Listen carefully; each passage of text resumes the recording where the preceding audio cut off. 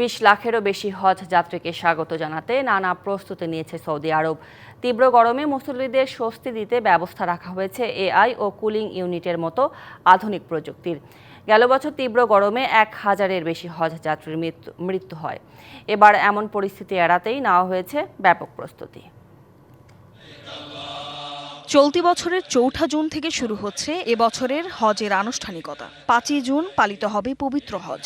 এরই মধ্যে হজ পালন করতে সৌদি আরবে পৌঁছেছেন লাখো হজযাত্রী। প্রতি বছরের মতো এবারও প্রস্তুতির কমতি নেই সৌদির।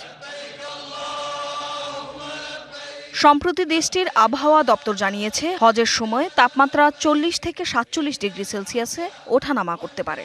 এমন পরিস্থিতিতে হজ যাত্রীদের সুবিধার কথা মাথায় রেখে মিনা, আরাফা, মুজদালিফা এবং কাবা ঘিরে প্রতিদিন গড়ে 7,50,000 টন পানি সরবরাহ করার ঘোষণা দিয়েছে কর্তৃপক্ষ।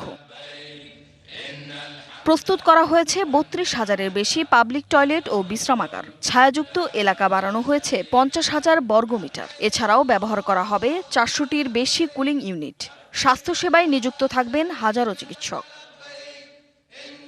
হজযাত্রীদের নিরাপত্তার কথা চিন্তা করে মক্কার ভিড় ও তথ্য বিশ্লেষণে ব্যবহৃত হচ্ছে এআই ভিত্তিক সফটওয়্যার। অনুমতি ছাড়া হজে অংশগ্রহণ ঠেকাতে জোরদার করা হয়েছে অভিযানও। 40টিরও বেশি সরকারি সংস্থা ও 2,50,000 কর্মকর্তা কর্মচারী নিয়োজিত থাকছেন হজ ব্যবস্থাপনা ও তদারকিতে। Tumpa Tarafdar, DBC news desk. Nagad পেমেন্টে 500 টাকা পর্যন্ত ক্যাশব্যাক আর লেনদেনে প্রতিদিন ডিপ ফ্রিজ এবং ঘন্টায় ঘন্টায় এসি টিভি সহ দারুণ সব গিফট।